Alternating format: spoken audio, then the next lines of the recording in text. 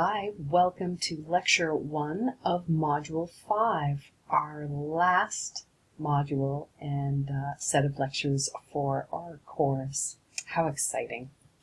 So this week, as we saw in the introduction, we are going to be looking at the differences between climate change and climate justice so that we can better understand the role of technology in both creating environmental issues as well as solving them.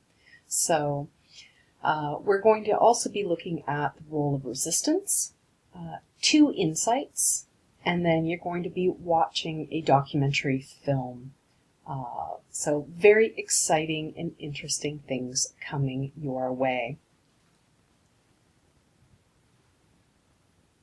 Well, let's move on to our topic, and right before we do, I just wanted to offer a wee bit of a review, just reminding you of what we worked on last week. We looked at the technology and work. So we looked at the ways in which technology changes and is changed by human social life, so we looked at some examples of that. We addressed some of our anxieties about how tech innovations changed the nature of work. And then you took a long look at a variety of topics within the philosophies of work. So you looked at the role of idleness, division of labor, technological paradox number 2, income inequality and economic globalization. So these are good things to sort of keep at the back of your mind and keep practicing so that when the final exam comes in a few weeks' time, they will not sneak up on you and get in your way. So it's nice to sort of touch base with what we have been recently doing. So by way of a warm-up and getting us ready to look at technology, nature, and the future, I wanted us to hop on over to our notebook, and there's an exercise posted for you under the section Warm-Up.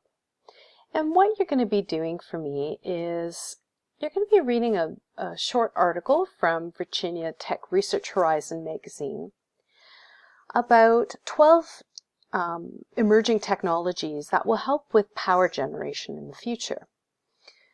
And what I would like you to do is to pay special attention to the very first technology that's mentioned, which is an isothermal expansion of sodium in solar heat. And it's a really exciting. Actually, all of the technologies mentioned here are really quite exciting, but this one in particular because of its portability and availability. And what I would like for you to do, just as a way of warming up and to get us thinking about the positive and negative effects of certain kinds of technologies as in relation to technology and nature. This is a great place to start. So you're going to be answering 2 discussion questions in this comment box right here. And when you're done that, well, pause the video first, and when you're done reading and thinking of your response and writing your response here, come back and we will start our topic. See you in a bit. Hi, welcome back. So the goal of our warm-up was to get us thinking about notions of justice, and in particular environmental justice, because what technologies that seek, like the isothermal salt technology seeks to do, is to allow more people the opportunity to have an energy source, a readily available energy source. And that is a deeply philosophical idea at play, because what we are talking about here is the notion of justice, rather than only some people having access to things that can power our lives. These new emerging technologies allow more people to be able to partake in the dignity of having warmth and security readily available to them. And this brings to mind our first topic for this module, which is looking at climate justice and asking the question of what is climate justice. So we're going to start by listening to the address to the United Nations made by environmental activist Greta Thunberg. So if you go over to our notebook, click on this video, and you can listen. It's only a few moments long. What I want you to do is, when you're watching this, keep in mind some of the distinctions between climate change and climate justice. Now, you might have to watch it more than once, which is fine. It's only a couple minutes long. And we're going to talk in greater length about this difference between action and climate justice. But give it a look now and see if you can sort of anticipate what these distinctions are going to be. And so pause this video, do that, and then pop back on in to here, and we'll continue to introduce this topic. See you in a minute. Hi, thanks for coming back. So you've had an opportunity now to listen to Greta's address, and maybe you're sensing some patterns or some way to make a distinction between climate justice and climate action. But let's break it down a little bit more so that we can really see the distinction between these two. So, climate change, which I hope at this point I do not need to convince you is occurring, is often talked about and framed as an economic, social, and environmental problem. And there's a few limitations to looking at climate change in this way, and we'll see this in just a moment. But when talking about environmental climate change in these ways, there are certain features and limitations that occur. The first is that there needs to be some sort of buy-in from consumers and citizens in order to promote action, to start changing consumer habits or changing personal ways of being a citizen in a country and caring about the environment.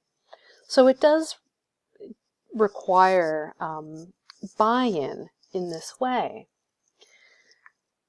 Another characteristic is that it is viewed as a series of contributions and commitments, which on the surface seems like a very reasonable thing to say, that if you are committed as a citizen and consumer to climate change, you are making certain commitments and sacrifices as well as contributions.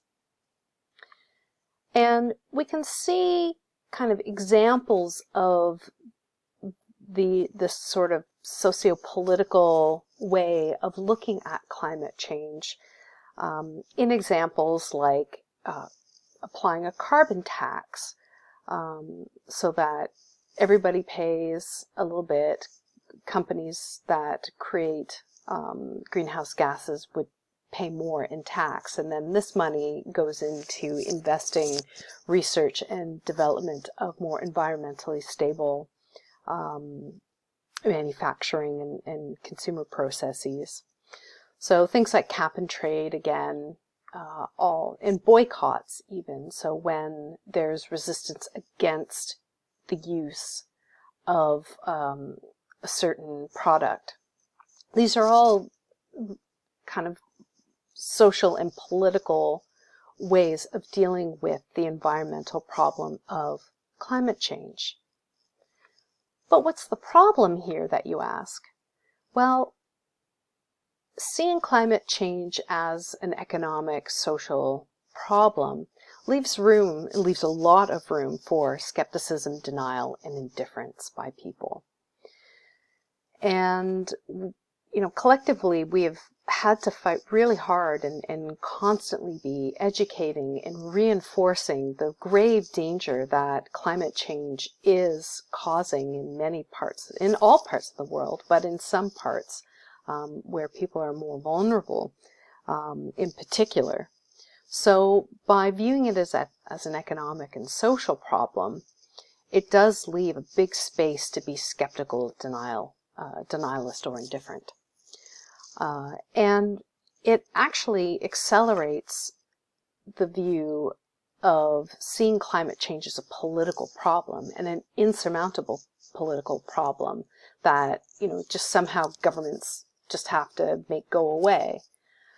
And none of this is particularly helpful in dealing with the realities of climate change. And we have seen this recently and in the past with the slowness and indifference, and in some places the outright obscuring of facts about the changing nature of the climate. Now, we do also need to keep in mind that climate change is a complex collection of consequences, right? When we're talking about climate change and its consequences, we're talking about everything from food insecurity, energy, pollution, waste management, public health, trade and economics, as well as nature conservation and control. And when you take all of this together, it's really easy to see how governments and citizens, people like you and me, oftentimes just give up trying to deal with the problem of climate change, rather than getting work and solving these really pressing issues of our time. So this would be kind of how to view the idea of climate action, right? That, we as citizens and people who are concerned about the environment, we see our modes of protest and ways of putting pressure on our governments as a way of dealing with climate change. This would be kind of couched under the term climate action. We're wanting action, we're demanding change, but there still is some fundamental disconnects between what we want and what we are willing to do to get it. Climate justice changes the framing slightly, so it takes it from its purely social and political frame, but also adds an ethical component to it. So it frames global warming and climate change as an ethical and political issue rather than solely as an environmental issue, or solely as a political issue. And justice entails things like human rights, non-human rights, so this would be animal rights, or even in some places in the world where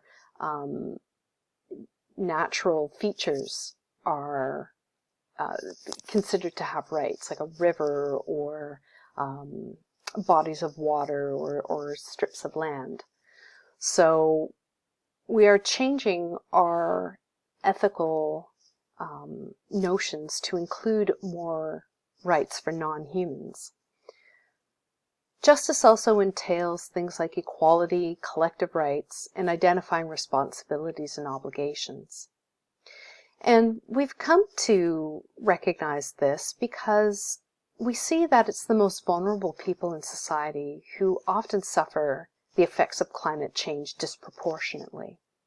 And we are learning to ask the question why. Why is it the case that vulnerable people are the ones who suffer the most? And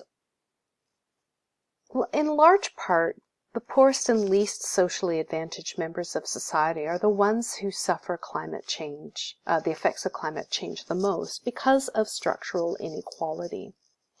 And structural inequality is essentially the condition where one or more categories of people in a society are attributed an unequal status in relation to other people in society. And this inequality is due to embedded biases and assumptions about these marginalized groups of people. And structural inequalities occur when a system of civic institutions, as well as social networks and government organizations, continue to marginalize groups of people by limiting their access and opportunities to services and social goods that are in fact granted to other groups. So, some recent examples that we can see is the disenfranchisement of African American voters within the U.S. political system, a democratic system. We saw kind of the effect of gerrymandering or trying to prevent the votes of African American voters from counting with the last presidential election. So this is one example of this structural inequality. And all societies have inequality in this way. The unequal status can be due to lots of different ways of qualifying people. I should say disqualifying people. It could be based on ethnicity, race, class, gender, age.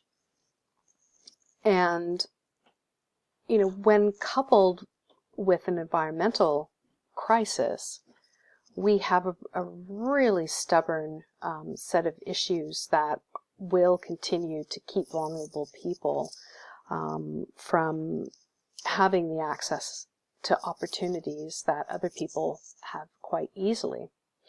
And you can learn more about this in our notebook.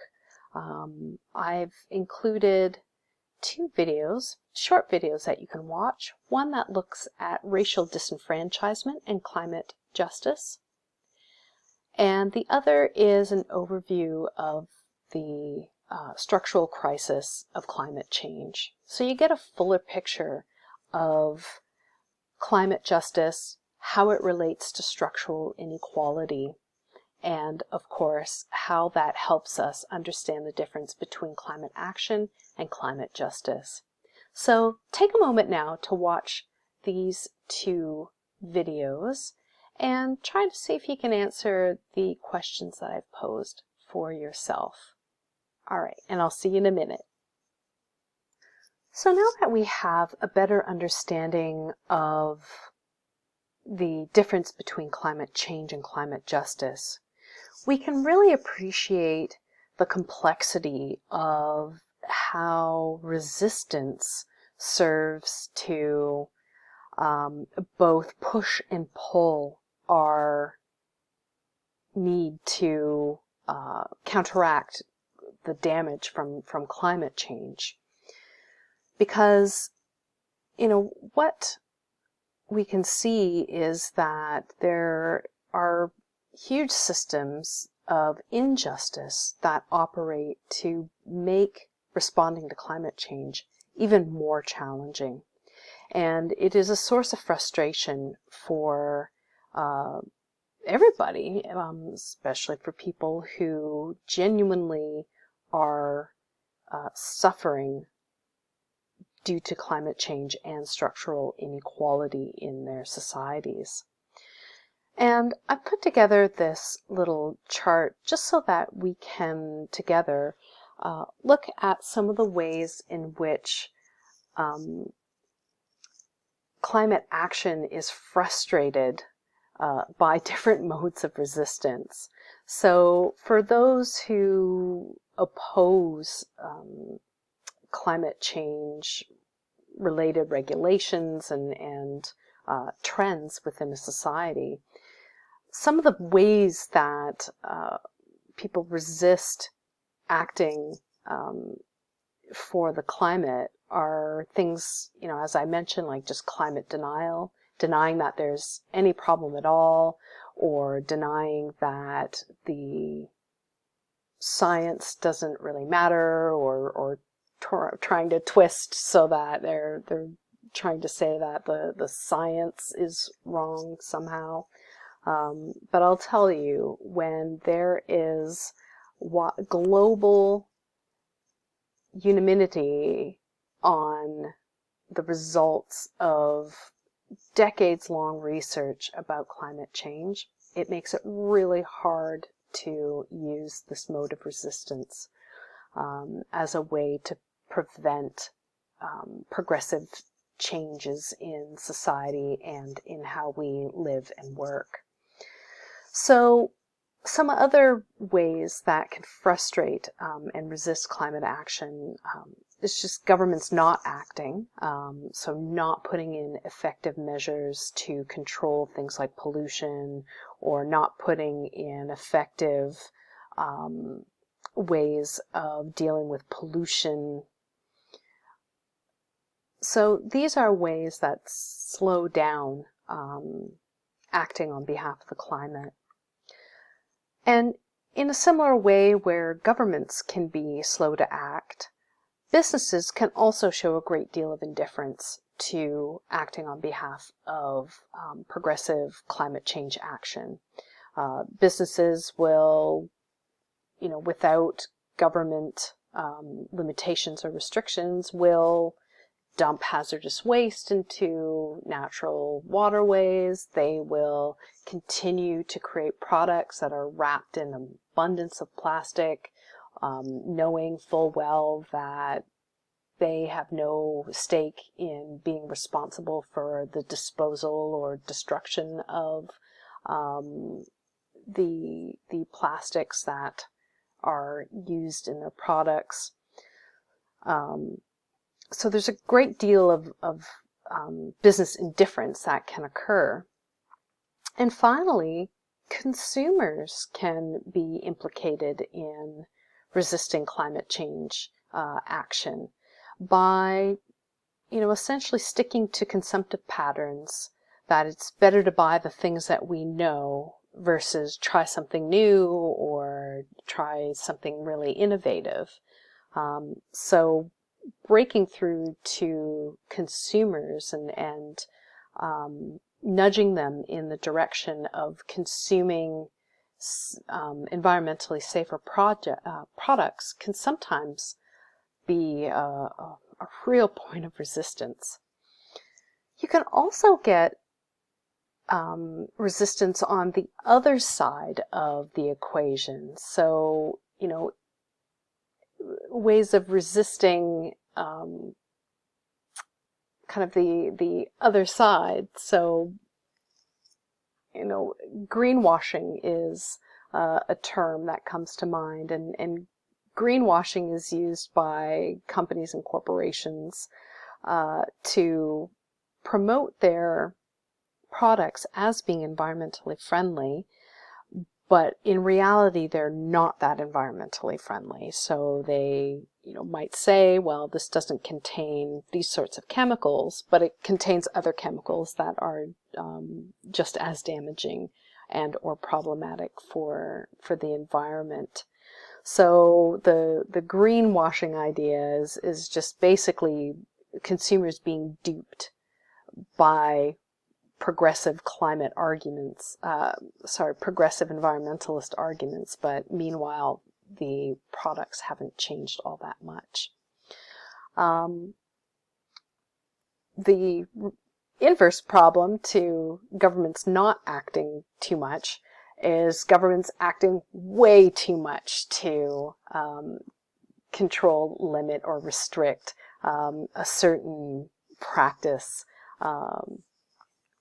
So we see this in very well-meaning movements. One potential candidate as an example here would be the singling out plastic straws as something that governments can just restrict and do away with and force businesses to abandon. And, this is a nice thought, and we probably should have collectively done this long ago, but in terms of solving the grave environmental disasters that await us, this seems to be over-involved in one very specific little thing that, given the gravitude of and the complexity of climate issues that are befalling us, this really is not going to do a whole heck of a lot to further our needs for food security, being able to produce enough energy to keep everybody safe and warm, and et cetera, et cetera. Another mode of resistance that's worth mentioning is environmental zealotry. And this can have an inverse effect from businesses being different to, having businesses and groups of people being so zealous about environmentalism that it actually does not promote equality or a sense of kind of responsibility for taking charge of climate action. So that is an issue. One last thing to look at is, ignorant consumptive patterns, where, its counterpart was that people conservatively consume. So the idea here that, we buy what we know. Here, a great deal of resistance to progressive climate action just is the result of ignorance, where people don't really want to know where their products are coming from or how they're made and how these things affect the environment. A ready example here of this is the avocado eating movement. Avocados, to grow and raise them, and as well as ship them, because they can only grow in very particular climates near the equator. The trend for healthy eating has put a lot of pressure on equatorial farmers to grow avocados in order to satiate our desire to be healthy and eat a healthy fat that is found in the avocado. And the problem with avocados, as I mentioned, is that they are resource dependent, and they take a great deal of water and a very specific kind of soil in order to be able to grow. And the problem with this is that they also stripped the soil of vital nutrients in order for it to be able to grow other things. So we are, by wanting to be virtuous and healthy, we are essentially stripping the equatorial regions, growing regions of our planet when we overconsume and ignorantly consume products like avocados and almonds is another example of this very damaging environmental product. So, what we need to be aware of when we're talking about modes of resistance and inequality is keep at the front of our mind how technology and the innovations to be able to bring us into the future, how they stack up to the realities. So we do need to be healthfully skeptical. We need to ask questions and to try to understand and be insightful about the relationship between our technologies and our environment. So I'm going to leave this video where we are at 35 minutes. So in the next video, we're going to be addressing the 2 insights that I had mentioned as a way to kind of bring together what we've been talking about here, which is climate action and climate justice. And we'll move into looking at how technology has both helped and hindered our attempts at both climate action and climate justice. So thanks for sticking with me in this video, and I'll see you in the next. Bye.